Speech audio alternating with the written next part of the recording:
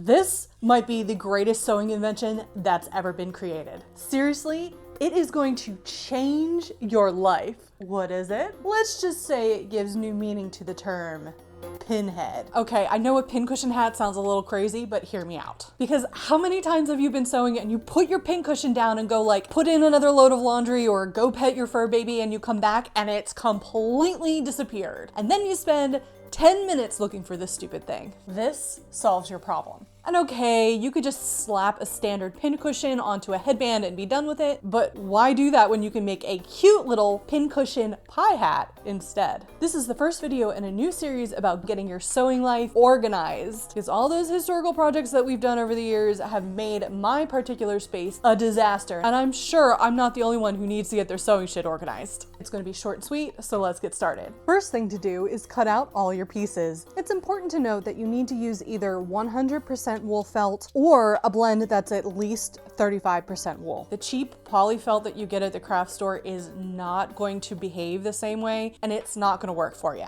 I've linked to a couple of Etsy shops that I have used in the past, and that and all my other resources for this project are down in the description. I accidentally bought a sheet that's twice as big as I need, but oh well, I'm sure it'll get used for something else.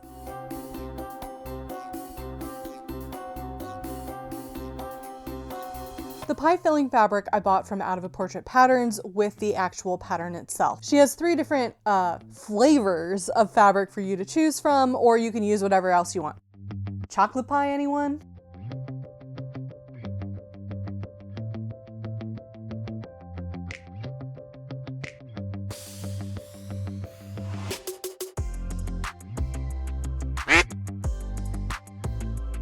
This piece is going to be your pie lattice. The pattern calls for heat bond and light iron-on glue with paper backing, but I don't have that, so I'll use fusible web instead. You're supposed to fuse it to the felt before cutting, but I don't have the Teflon sheet to make that happen, so I'm going to do the more fiddly version instead. One thing I found about this pattern is that it wants you to buy a lot of things that you probably don't already have in your sewing space, unless you are a frequent felt crafter. I couldn't justify buying $50 of supplies for a single pincushion, so I'm making do with what I have on hand, which is gonna make my life a little bit easier, but what else is new? Here's the fusible web. It sticks pretty well to the tooth of the felt, so that helps a bit for this next process, which is weaving the lattice together.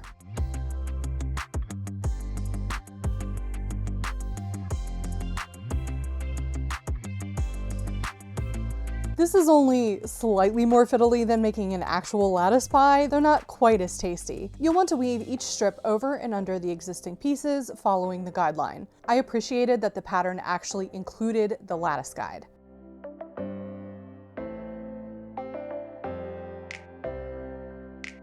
Before we fuse this together, we need to cut off the felt that crosses into the seam allowance. This project is going to get real thick, so make sure you change your machine needle properly to accommodate the chunky.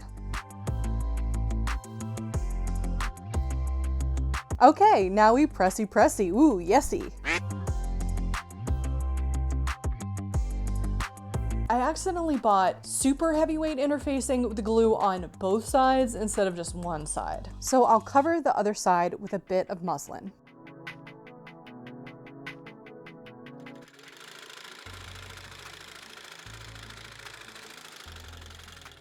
Hello, it's been a couple of days. Haven't touched this thing. I didn't like the way it was going, so I just had to step away from it for a little bit. And in the meantime, I've finished ombre dyeing my ball gown and my hands are very smurfy. And I also, yesterday, had an accident in which my serrated knife decided to open my thumb instead of my sandwich roll. Yay! It's pretty bad. I probably needed to get stitches, but to quote Monty Python, I've had worse. Unfortunately, because I set this aside for a couple of days, I am now very behind schedule and basically have to have this completely finished by tomorrow afternoon so I can film it and get this video out in time. So despite the fact that we are smurfing and I am only working with 9 fingers and 1 opposable thumb, we are going to buckle down and get this pie finished. Clip and mark your flute piece.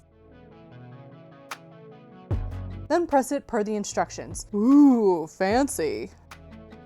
I sewed a little dingle on the back of the bottom of the side crust. This is what's going to attach it to the headband. Now you're supposed to clip the pie back edge and then pin it to the pie bottom piece.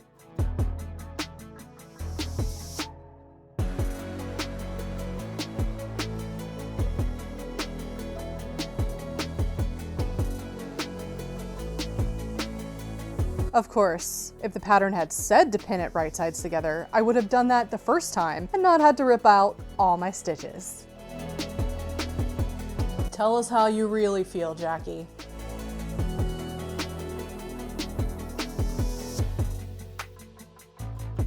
That interfacing I bought was way too thick for the job, so instead I've opted for 2 layers of mid-weight fusible and some random polycotton fabric I had laying around. This is going to make life awkward because the interfacings don't want to stick, but whatever, it's a pincushion, not a tailored suit. Now we pin the fluted edge to the back of the pie. Or try to.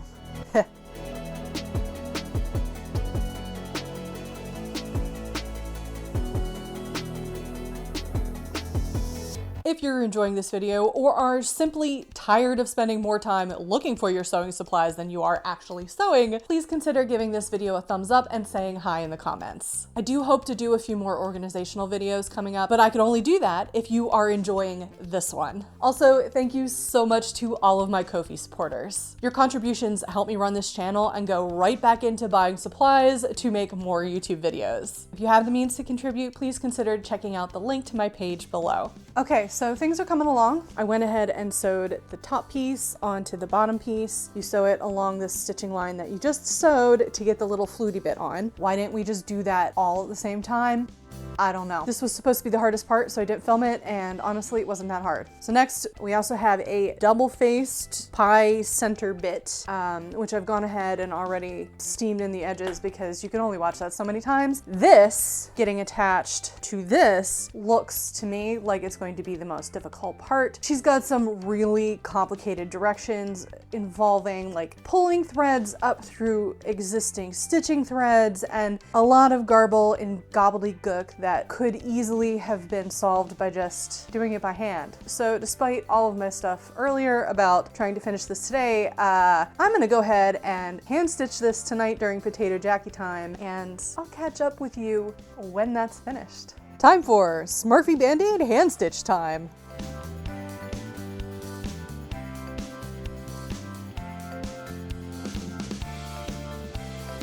That was way fiddlier than I expected it to be. Oh, I had to do it twice. I'll tell you what we're not doing. We're not screaming and being angry at a pincushion. It's fine, it's fine. Everything's okay.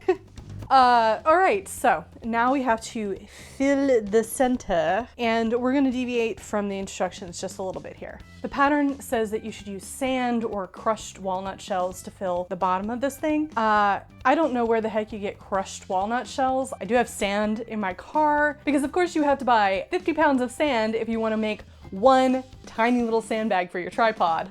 But 1, because I hand stitched this, and 2, because I'm accident prone, and 3, because this is going to be worn on my head. I think that sand is a very bad way to go because it's gonna leak through all the tiny little holes. And as someone who grew up on the East Coast at the beach, I can tell you from decades of personal experience that there is almost nothing worse than trying to get sand out of your hair. It's like glitter, only less fun. So I just happen to have a bunch of bags of lentils hanging out in my pantry, so this is what we're gonna use instead.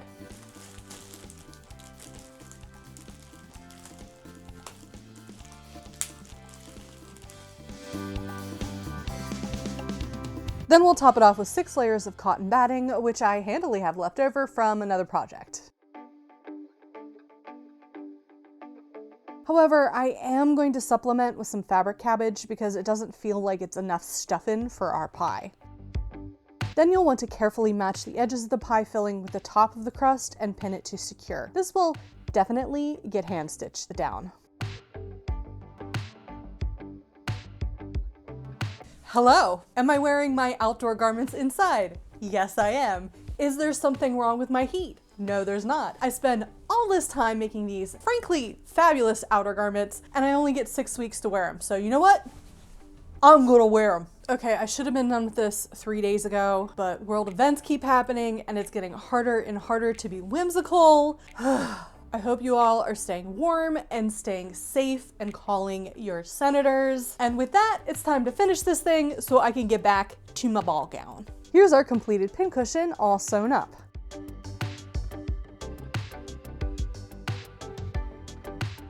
I'm gonna use one of these elastic headbands. I bought a pack of these years ago to wear while I ran to keep all of the wispies out of my face, but now I just use a bandana because that soaks up sweat and keeps the wispies out. So I have a black one somewhere that I had intended to use for this, but I can't find it, so we're gonna use the blue. I like this too because if I don't wanna wear it on my head, I can wrap it around my wrist, like if I'm on a plane or something, and use it that way. And yes, I know that they make pincushions already that fit on your wrist, but guess what? I have one and I use it sometimes, but it's not very comfortable. I have run into a slight problem with the way that I have the tape situated on here. If I put it on, the pie is gonna be this way, and I don't love that. I kinda want it tilted so it's kinda like cute and jaunty. So I think I'm just gonna pin it, boop, come saw, and then I'm just gonna sew it directly into the felt and it'll be fine that way.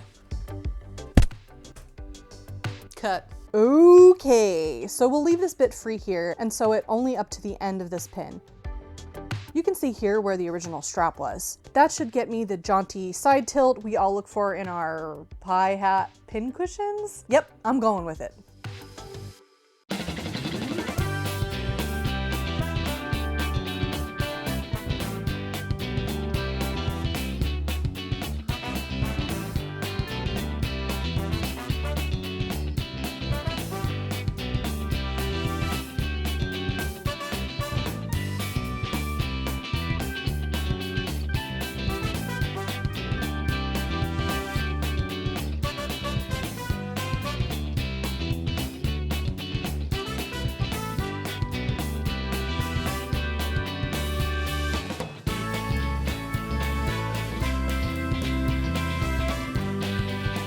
I think this was a successful project. I have found places that sell the crushed walnut shells, and I think I may invest in that because right now there's a lot of resistance when I'm putting my pins into especially the top of the pincushion, which is the spot that I'm going to use the most. And if I have to struggle to put the pins in, I won't actually use this thing. Added bonus, the walnut shells will serve to sharpen the pins, unlike the lentils, so I think that is the direction that I'm going to go in. If you've enjoyed this video, why not check out exactly how disorganized my sewing space is, or if you'd like, you can check out the entire organizational playlist right here. That's it for me. Thanks for watching. I love y'all, and I'll catch you in my next video.